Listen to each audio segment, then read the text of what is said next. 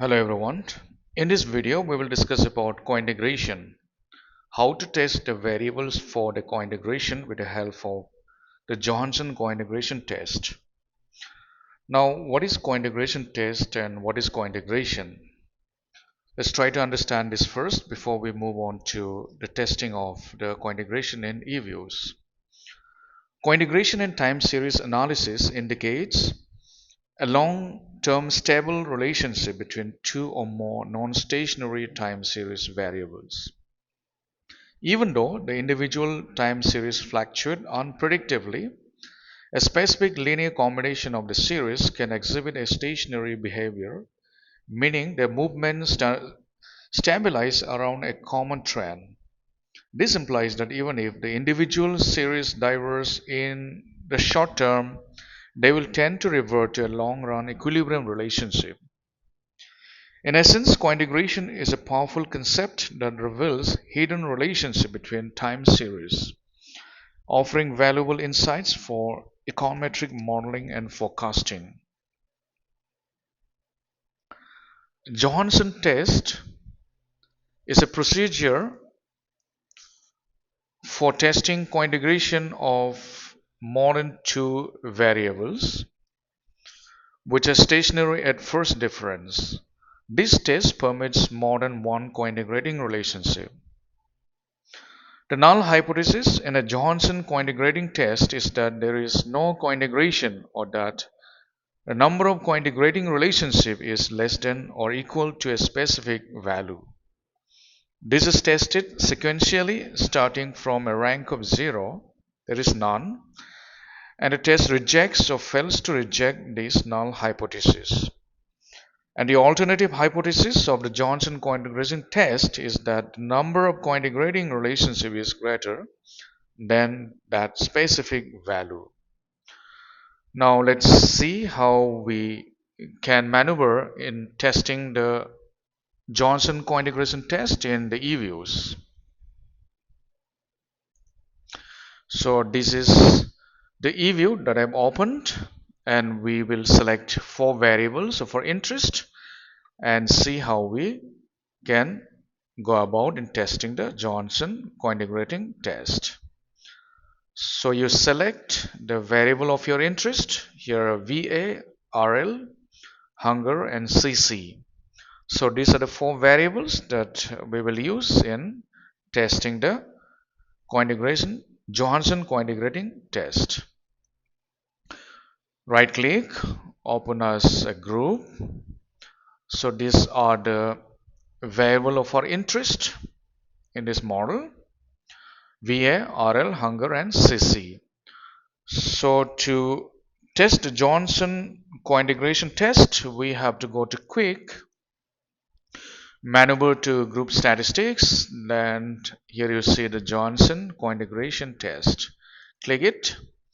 So all the variables that we have selected will appear in this box. You check it and click OK.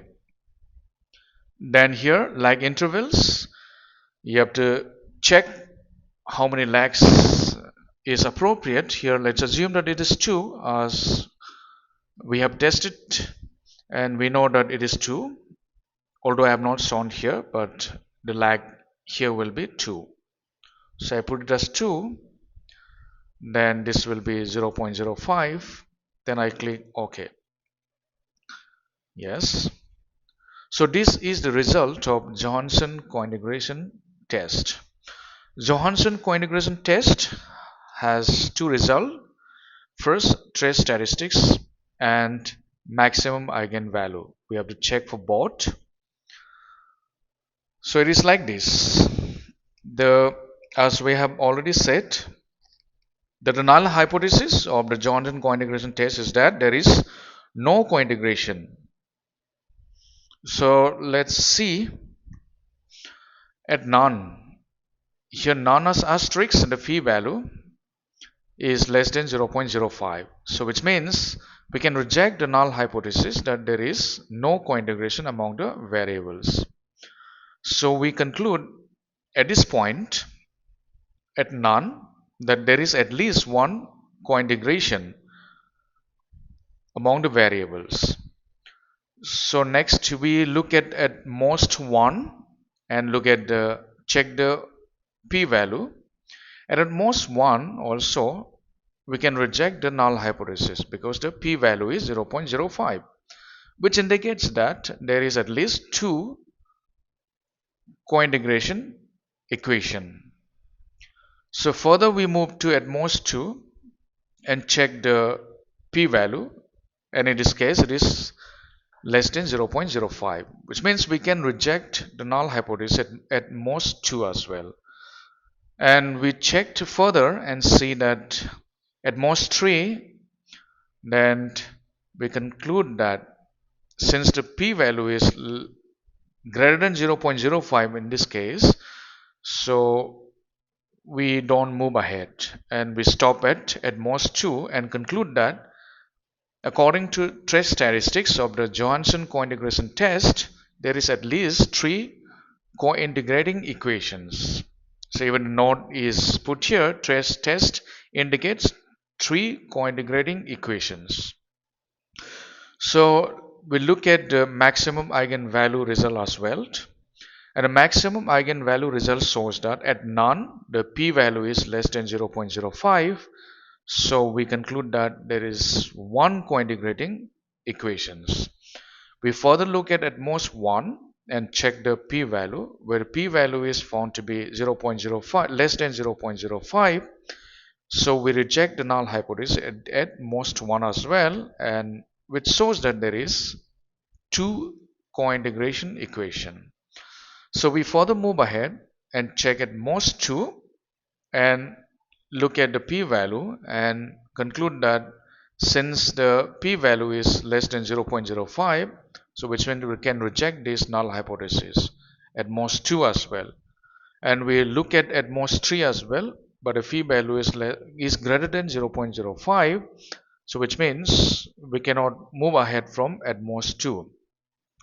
So the maximum eigenvalue result also shows that there is at least 3 co-integrating equations, which means maximum eigenvalue test indicates that there is 3 co-integrating equations with regard to maximum eigenvalue result as well. So which means the variables hunger, VA, RL and CC has 3 co-integrating equations.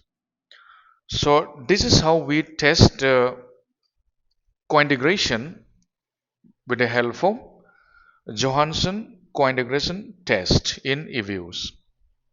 So in essence, the Johansen cointegration test is designed to determine the number of cointegrating vectors by testing a series of null hypotheses, each specifying a maximum number of cointegrating relationship. So once we establish that there is cointegration among the variables, we can select the appropriate econometric model. So in this case, we can also select the vector error correction model. Since our variables are cointegrated and they are stationary at first difference. So I hope you understood how to test the Johansen cointegration test in Eviews. Thank you very much.